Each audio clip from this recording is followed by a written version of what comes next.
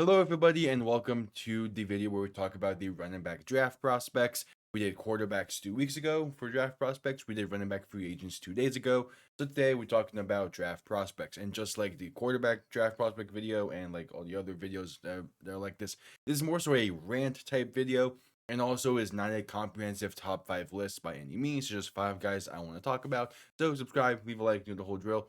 And let's get right into it. We're going to begin with the obvious number one running back in the class just because Ashton Jeanty single-handedly, not single-handedly, but pretty much single-handedly carried Boise State to the college football playoff this past season. Just a really damn good running back in his historic season he just had. And it's definitely going to be a case of no matter what team drafts him, is going to get an absolute dog. I mean, just the way that he was able to still have that much success late in the season, despite teams knowing that they're going to run the ball. I mean, like he was getting 8-man boxes consistently in the second half of the season last year, and he was still putting up great numbers. Against Oregon, he played really well. No matter who you threw in front of him, he played really well, and he never really stat padded. And that's the thing. Like if you think in that first half of the season, if he actually played in the fourth quarter, so it was actually stat padded, there's a chance he actually does break Barry Sanders' record. Instead, he didn't, and he was a few hundred. I think he was like 200 yards short at the end of the day. Just an incredible player, and the key thing is with him was just the fact that it was tough to bring him down if you did not have the perfect angle to do it, and that's even with at the line of scrimmage as well. He knew when to hit his holes. He knew how to run into those holes. And once he got to that second level, it was damn hard to bring him down. That's kind of a running theme for most of these running backs. So Jeanty's obviously the best with it, and that is just really damn good contact balancing and being able to shake off a poor tackle attempt and keep going. So Jeanty obviously the top back, and here's the interesting thing for Jeanty is because is the way that this draft class and this draft as a whole is shaping up. He's not going to go in the top 10, maybe. I mean, it's a tough spot where he might be able to go. According to his mock draft I'm looking at, they have him going at number 12 to the Cowboys, and I would not be fully opposed to that. But I think the ideal spot for Jeanty, if since he can trade up from 17, the ideal spot would be Cincinnati. I would love to see him in Cincinnati playing with that offense. But I do also just really love Jeanty, and I feel like he's a type of back that you can kind of plug and fit anywhere, which is a really great skill to have because it means that hey, as after we get outside of like the top 5 or 6 or whatever, if he's available, if he's still available for a team like the Bears to take at 10, or hell, even the Niners at 11, which most likely he will be. Those are not bad options for those guys to take. And that's just really, again, he's just the type of back he is, to be able to plug and play is really handy.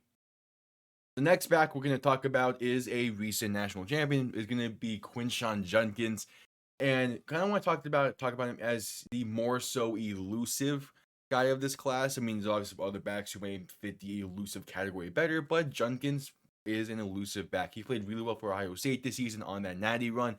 And as a whole, being back one in a two-back system, he did his job. He played really well for a team that, as a whole, had a really damn good season and had a lot of playmakers on that team.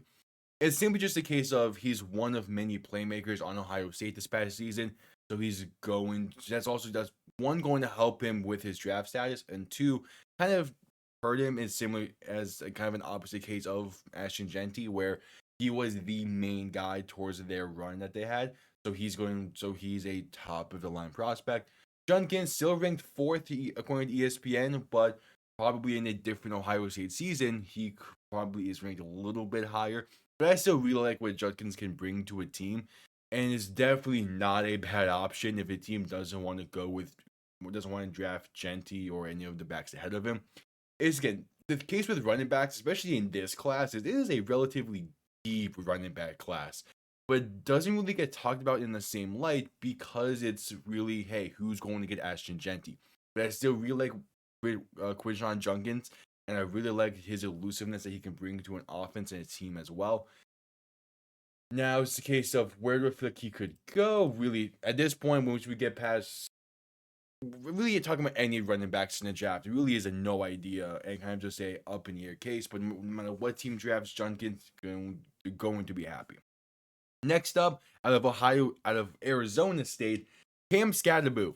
He really made his mark during Arizona State's game in the college football playoff. But he had a great season the entire time. Really more so on the power back side of things. But great power balance. He's 5'10", 225, and he's a really great back, and is going to be a sleeper back in this draft. Just like honestly, most of these backs here are going to be more so on the sleeper side, and the team can get them and be really satisfied with them. And Cam Scatterboo was no different. He was able to make a lot of plays for Arizona State, both on the ground and through the air as a receiver, and even getting involved in the trick plays as a passer. He was a big reason why. There's a big reason why Arizona State was able to come back and send the game to overtime against Texas in the college football playoff, as he single-handedly got that game tied again. It was really fun to watch, and I was so hoping they were able to pull it off. But sadly, Arizona State wasn't. But doesn't mean that Scatterboo didn't have a fantastic game in the process, which he did. Would be a back I would love Miami to draft, because he is on that more so of a power scale. It's really tough to bring him down. You look at his game against Iowa State in the Big 12 championship. There would be consistently he'll be breaking off 4 or 5 tackles to get a big time run for Arizona State. Just again a really damn good runner. And much like Genty, where you really need to have the perfect tackle angle for him, Scatterboo would even take a perfect tackle angle and make it look bad just because of the power he has behind him. So I really like Cam Scatterboo. I feel like he's going to be a great pick for anyone. I'm hoping Miami's able to get him, but we'll see. Next up, the fourth back is going to be RJ Harvey. A little bit biased to talk about him here because UCF and everything, but I do really like RJ Harvey, and I feel like UCF wasted his final season in collegiate play because he is a damn good back. UCF's system before this past season really relied on RJ Harvey and the running back room as a whole. A bunch of wildcat, a bunch of just, hey, we're going to give you the ball, use your skills to make the play. And RJ Harvey was doing that consistently for UCF, and it was really fun to watch. And it sucks that this past season kind of was a nothing burger for UCF, and it was another great season that was wasted. RJ Harvey is now the second all-time rushing leader for UCF. I'm pretty sure it might be third, but either way, he had a fantastic collegiate career and a fantastic senior season that was just buried with the fact that this team went 4-8. But nonetheless, he can throw the ball well, get involved in the trick plays. He can run the wildcat really well. He played quarterback in high school. RJ Harvey is an all-around fantastic back that's going to make a team very happy to pick him in a later round. He's the 7th-ranked running back in his class. You get him in the 4th, maybe even early 5th round, you're getting yourself an absolute stud of a running back. Again, great contact balance, great job able to just be patient runner and hit the holes when needed. An all-around great back that's not getting talked about too much because one, UCF had a pretty bad season, and two, he is 5'9", 205, but that doesn't matter. He plays up to his size. So the final back we'll talk about here is Ollie Gordon, the biggest back of the 5. He is 6'2", 225, and definitely had a down season. His final year at Oklahoma State probably would have been better if he entered the NFL before this past season. But nonetheless, he's still a solid back and can be a great back. Oklahoma State as a whole this past year definitely did not play up to their expectations compared to what the 2023 season was for them. The 2024 season was a disappointment. And it's not fully on Ollie Gordon. He is an all-around good back. He can catch well. He can run really well as that power back for a team. And being the 13th ranked back, he's going to be a sleeper back for sure. And another back, just like most of the ones we've talked about so far today, that if you can pick him in the you can pick him in day 3 of the draft, no matter where in day 3, you're going to be very happy to pick him. He's going to be a very good member of your team at some point down the line. I really like Ollie Gordon. His size as well is definitely a plus, reminding me a little bit of Derrick Henry, though no one's Derrick Henry's size. But it's a bigger statured back that can make you pay because of it, and because he also has that receiving ability out of the backfield that Oklahoma State utilized quite a bit. Plus, we saw with Saquon Barkley in the Super Bowl and the Eagles playoff run that you want a back that can also pick up a blitz pretty damn well, and Ollie Gordon is one of those as well.